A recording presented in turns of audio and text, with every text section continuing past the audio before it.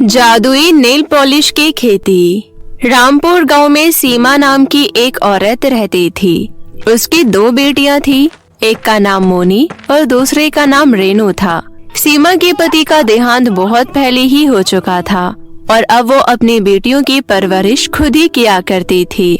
सीमा अपने पति की खेतों में फसल किया करती थी और उसी से अपना गुजारा करती थी।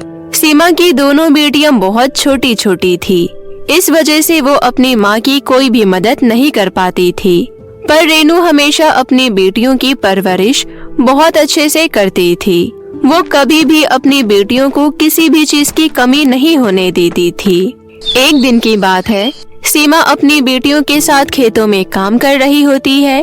तभी वहाँ पर रेखा नाम की एक औरत आती है और सीमा से कहती है, अरे सीमा, तुम्हारा तो बहुत बुरा हाल हो जाता होगा।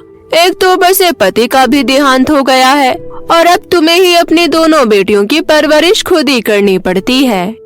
हाँ बहन, कह तो तुम एकदम ठीक रही हो, पर मुझे कोई दिक्कत नहीं होती है, क्योंकि भले ही मेरी पति का देहांत हो गया हो, पर मैं मेहनत करके अपनी बेटियों की परवरिश करती हूँ।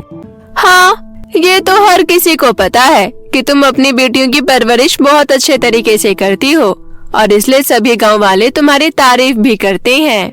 इसके बाद रेखा काफी देर तक सीमा से बातें करती रहती है और फिर वो वहाँ से चली जाती है। रेखा के जाने के बाद सीमा अपने खेतों में काम करने में लग जाती है। वो ज्यादा किसी से मतलब नहीं रखती थी, बस अपने काम से काम रखा करती थी। खेतों में काम करने के बाद सीमा अपने घर पर आ जाती है और अपनी बेटियों के लिए खाना बनाती है और उन दोनों को खाना खिलाने लगती है। तभी उसकी बड़ी बेटी मोनी अपनी माँ सीमा से कहती है, पिताजी कहाँ चले गए हैं? आप हमें बताती क्यों नहीं? हमने आपसे बहुत बार पूछा है माँ। हाँ माँ, मोनी एकदम ठीक कह रही है। आप बताती क्यों नहीं कि पिताजी कहाँ चले गए हैं और वो कब आएंगे?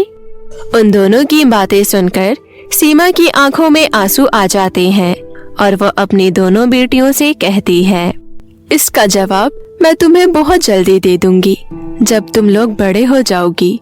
पर अभी मैं इन सवालों के जवाब नहीं दे सकती हूँ। अभी तुम लोग खाना खा लो।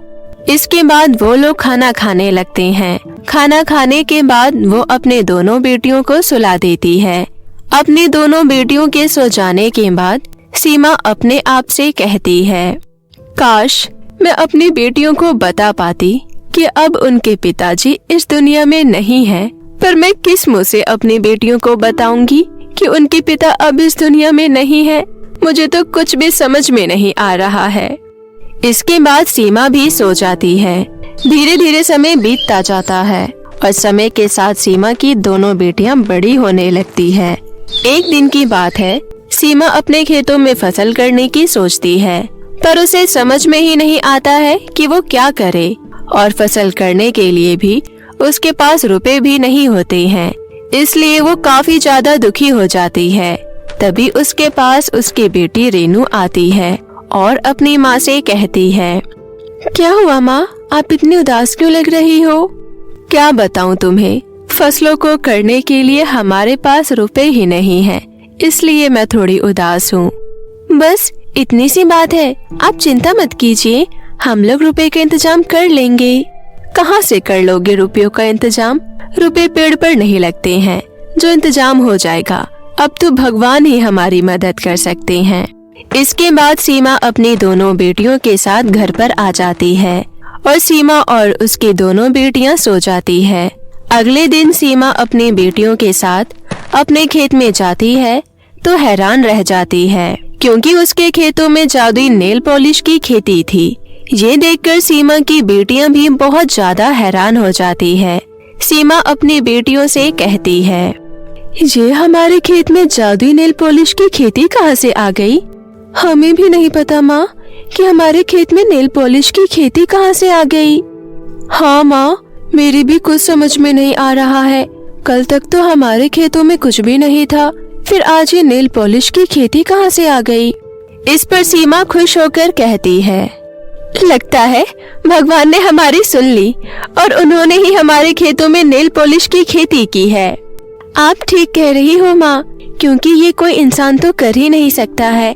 ये जरूर भगवान ने ही किया होगा। शायद भगवान ने आपको दुखी देखकर आप पर मेहरबान हो गए हैं और इसलिए उन्होंने हमारे खेतों में नेल पॉलिश की खेती कर दी। हाँ माँ, रेनू एकदम ठीक कह रही है। अब हम लोगों को कभी भी खेती करने की जरूरत नहीं होगी और अब हम लोग जादुई नेल पॉलिश को बेचकर बहुत ज्यादा अमीर हो जाएंगे। हाँ बेटा, तुम एकदम ठीक कह रही हो। अब हम लोग गरीब नहीं रहेंगे और इनको बेचकर बहुत ज्यादा अमीर हो जाएंगे। इसके बाद वो लोग नेल पॉलिश को ले जाकर बाजार में जाकर बेच देते थे, जिससे उन लोगों को काफी ज्यादा रुपए मिलते हैं। इसके बाद वो लोग अपने घर पर आ जाते हैं और अपने लिए बहुत सारा सामान लेते हैं। धीरे धीरे वो लोग जादुई नेल पॉलिश की खेती से नेल पॉलिश को बाजार में जाकर बेच आते थे, जिससे उन लोगों को काफी ज्यादा मुनाफा होता था और अब वो लोग धीरे धीरे अमीर होते जा रहे थे। और अब सीमा भी बहुत खुश थी कि उसकी दोनों बेटियों की शादी आराम से हो जाएगी। एक दिन की बात होती है, सीमा अपनी दोनों बेटियों के साथ बैठी हुई होती है। तभी रेनू अपनी माँ से पूछती है, माँ, आपने बताया नहीं पिताजी कहाँ गए हैं और वो कब लौट कर आएंगे? अब तो हम लोग काफी अमीर भी हो गए हैं। हाँ माँ, रेनू एकदम ठीक कह रही है। अब तो आप हमें बता दीजिए, अब तो हम लोग बड़े भी हो गए हैं। आप हम लोगों को कब बताएंगी कि हमारे पिताजी कब लौट कर आएंगे? इस पर सीमा अपनी दोनों बेटियों से कहती है, अब समय आ चुका है कि मैं दोनों को सच्चाई बता दूं और असल बात ये है कि तुम्हारे पिताजी का देहांत तुम्हारे बचपन में ही हो गया था और अब वो कभी भी लौट कर नहीं आएंगे।